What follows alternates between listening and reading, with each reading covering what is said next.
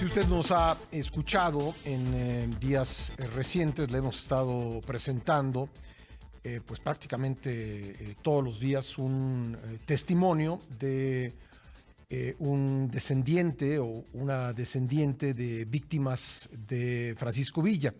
Y esto lo hemos hecho porque en este año se cumple un siglo de su ejecución y el gobierno federal, pues con base en una visión incompleta de lo que fue la trayectoria de Villa, ha decidido hacerle un homenaje, incluso declarando este 2023 como el año de Villa. Pero hay otra historia detrás de Francisco Villa, o hay una historia complementaria, que es la de los muchos crímenes que cometieron él y sus hombres a lo largo de muchos años, no solo durante la etapa de la Revolución Mexicana, sino antes y después.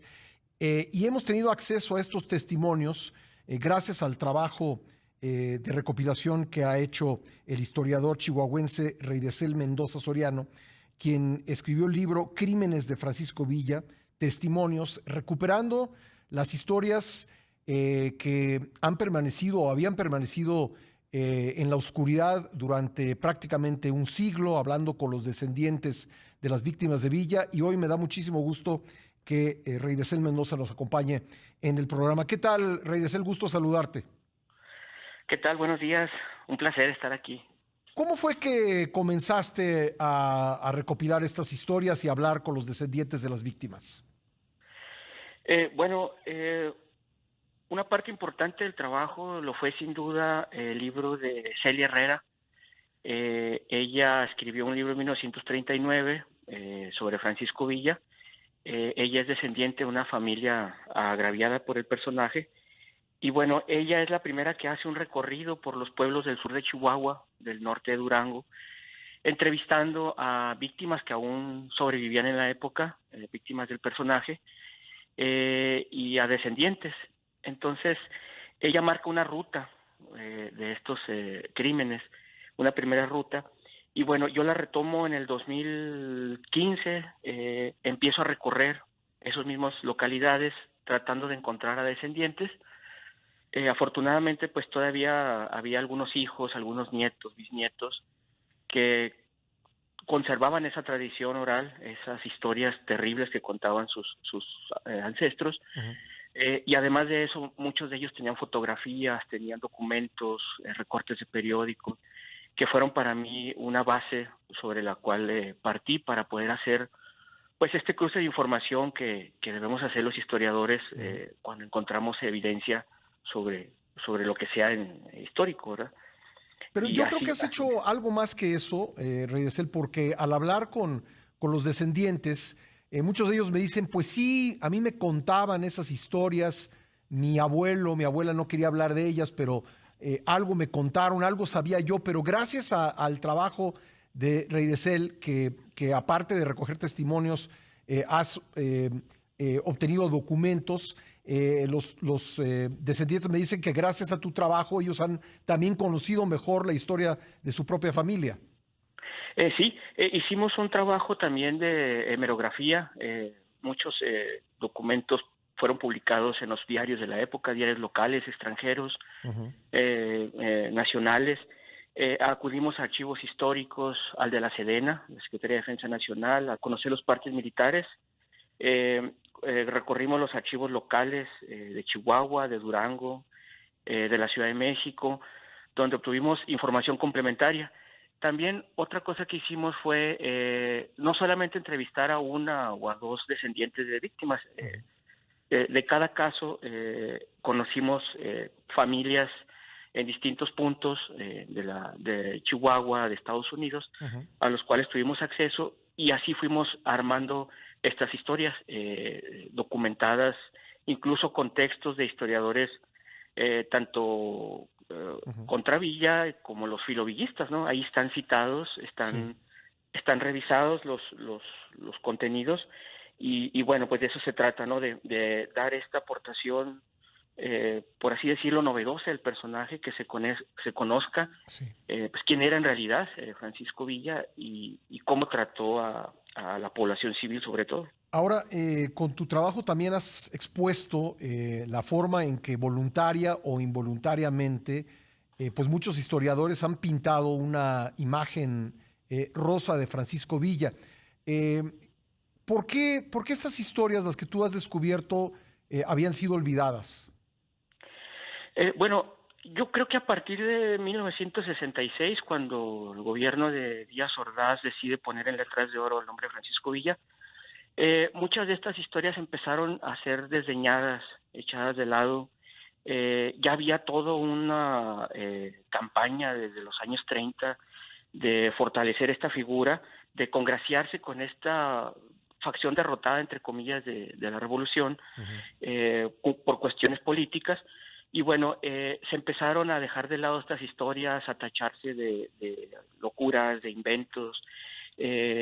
Aquí mismo en Chihuahua, todavía en esos años, hubo oposición de la población civil para que se levantara la estatua de la División del Norte, que en realidad es un monumento a Francisco Villa, Ujú. porque aquí vivía mucha gente todavía agraviada, que había conocido el personaje y que lo consideraba un insulto a sus familias, ¿no? Ujú. Y bueno, yo creo que en ese ánimo de volverlo un héroe nacional, pues dejan de lado esta historia y incluso llegan a atentar contra los archivos. Faltan muchísimos expedientes, muchos documentos sobre la historia del personaje en los archivos, expedientes judiciales que sé que existieron, que se levantaron en su contra Ujú. por diversos crímenes. Oye, una pregunta, ¿los restos de Francisco Villa son realmente los restos de Francisco Villa? Bueno, ahí en realidad sí se han tejido muchas historias respecto a que si cuando degollaron al cadáver en 1926, dicen que Austreberta Rentería ordenó mover el cadáver de manera secreta Ujú. y lo movió a unos metros de ahí, y otros refieren que no, que en los 70 cuando el cadáver lo mueven a la Ciudad de México en realidad eran huesos de los restos de una mujer Ujú. que había estado sepultada encima de su ataúd. La verdad es que no, es difícil saber Ujú. cuál de las dos versiones es cierta, porque tan es cierto que hubo un segundo cadáver encima del ataúd de Villa, como el que cuando lo escarbaron Ujú. no encontraron gran cosa, encontraron 2 o 3 huesos. Y pues no se les han hecho pruebas de ADN, creo que sería lo más fácil, ¿no?, de averiguar. Tú también escribiste un libro sobre la ejecución de Villa en julio de 1923 y una de tus conclusiones es que quienes lo matan pues no son sicarios, sino son personas agraviadas por los hechos en que participó el personaje. Sí, así es, se llama La Emboscada, asesinato de Francisco Villa. Ahí nosotros indagamos entre los descendientes de quienes participaron en el tiroteo. Efectivamente, todos tenían agravios que cobrarle al personaje por la muerte de sus padres, por la muerte de hermanos, de sobrinos, incluso de abuelos. Ujú. Se maneja que 1 o 2 habían sido pagados, que eran sicarios. Es falso. También tenían razones personales. Eh, Se ha hecho mucho énfasis que el gobierno federal, en ese entonces encabezado por el general Álvaro Obregón, y su secretario de Gobernación Plutarco Elías Calles, están inmiscuidos en el crimen, que ellos ordenan el asesinato, Ujú. lo cual no hay evidencia concreta. Incluso Katz coincide con esa versión. Él dice que se corrió el rumor en círculos del gobierno, pero Ujú. no hay evidencia concreta que eso señale. Fue un grupo de civiles Ujú. agraviados por Villa, encabezados por don Jesús Herrera Cano y Melitón Lozoya. Oye, y como chihuahuense, ¿cómo sientes que el Congreso del Estado vaya a participar en estos homenajes cuando que Villa ni chihuahuense era? Y además, si hubo un estado donde dejó pues tantos agravios, pues fue en Chihuahua. Pues este tipo de actitudes, de posiciones, pues yo creo que refleja mucho lo que es la clase política en este país, ¿no? Una clase ignorante de la historia, de su propia historia. No les interesa quebrarse la cabeza en en enterarse de qué ocurrió en realidad respecto a Francisco Villa, y bueno, prefieren nadar con la corriente, ¿no? Yo sí creo que deberían, por lo menos, reconocer el Estado que estos crímenes se cometieron y pedir disculpas, ¿no?, a los descendientes de las víctimas. Y ya, bueno, si quieren seguir con sus homenajes, pues adelante, ¿no? Pero creo que sí debe haber un reconocimiento de parte del Estado de que esto ocurrió y que no son inventos ni de agraviados. Porque además ahí están los agraviados, ahí están, son bisnietos algunos perdieron a dos de sus bisabuelos a manos de Francisco Villa, los perdieron colgados o quemados o fusilados. Hubo gente también que perdió propiedades arrebatadas por Villa y sus hombres. Es decir, viven los agraviados, no es que sea una historia que no tenga pues gente que pueda a través del testimonio oral o de documentos recordar lo que pasó.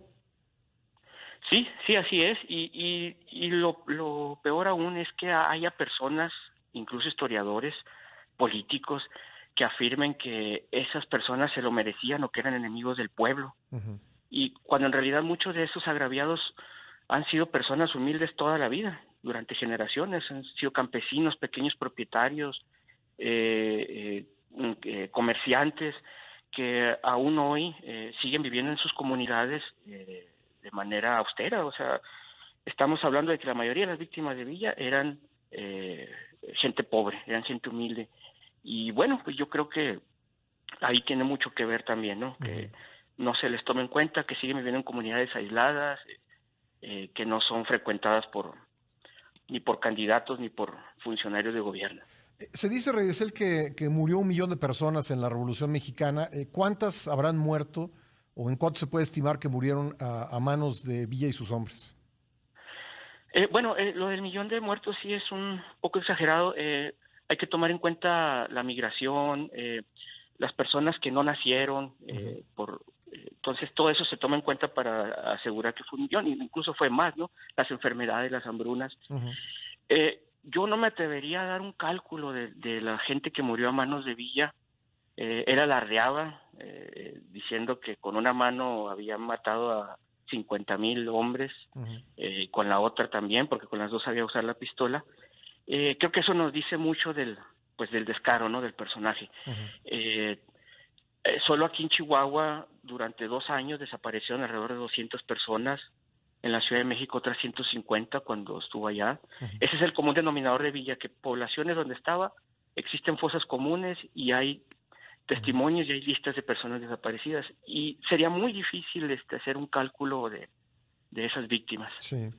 Por cierto, en muchos países se ha hecho un trabajo antropológico, forense, para pues identificar a las víctimas de genocidios, de actos atroces. Platicaba yo con el cronista de Camargo y me decía que en el caso de las soldaderas, no se sabe cuántas, pero vamos a decir alrededor de 100 que fueron ejecutadas ahí, pues no se ha hecho ese trabajo antropológico todavía. Sí, así es, y como ese caso hay muchos. Se empezó a afincar ahí, yo conozco ese lugar, más o menos está ubicado, es fácil reconocerlo, pero entre más se le mueve, entre más se insiste, parece que más difícil es el hacerlo, ¿no? Creo que debería nombrarse una comisión de la verdad y darle un lugar a estas personas digno. Se calcula que son alrededor de 120 mujeres, más los restos de sus hijos, más los restos de sus maridos, de sus compañeros que murieron esa fatídica mañana del 12 de diciembre. Y así hay muchos ejemplos en Chihuahua. En Ciudad Juárez también hay una fosa común de civiles que es perfectamente localizable y sin embargo a las autoridades parece pues no importarles, ¿no? Pues Reyesel, te agradezco mucho, te felicito por tu trabajo, te agradezco la manera en que nos has ayudado a nosotros a poder platicar con los descendientes de las víctimas. Y bueno, le recomiendo mucho a nuestra audiencia tu libro, Crímenes de Francisco Villa, Testimonios. ¿Puedes comentarnos rápidamente cómo lo pueden conseguir? Porque no sabes la cantidad de mensajes que tengo de personas interesadas. Sí, cómo no. Bueno, el libro se consigue únicamente por Amazon, la página de amazon.com.mx para México. En Estados Unidos es amazon.com. Y cuando nosotros llegamos a tener algún lote de libros, pueden buscarnos en la página de Facebook, Rey de Ser Mendoza Soriano. Ahí estamos a la orden, al igual que en Twitter. Pues es un tema del que estoy seguro vamos a continuar ocupándonos y te agradezco mucho estos minutos para el programa, Reyesel. No, al contrario, muchas gracias por el espacio. Gracias, Reyesel Mendoza Soriano, historiador chihuahuense.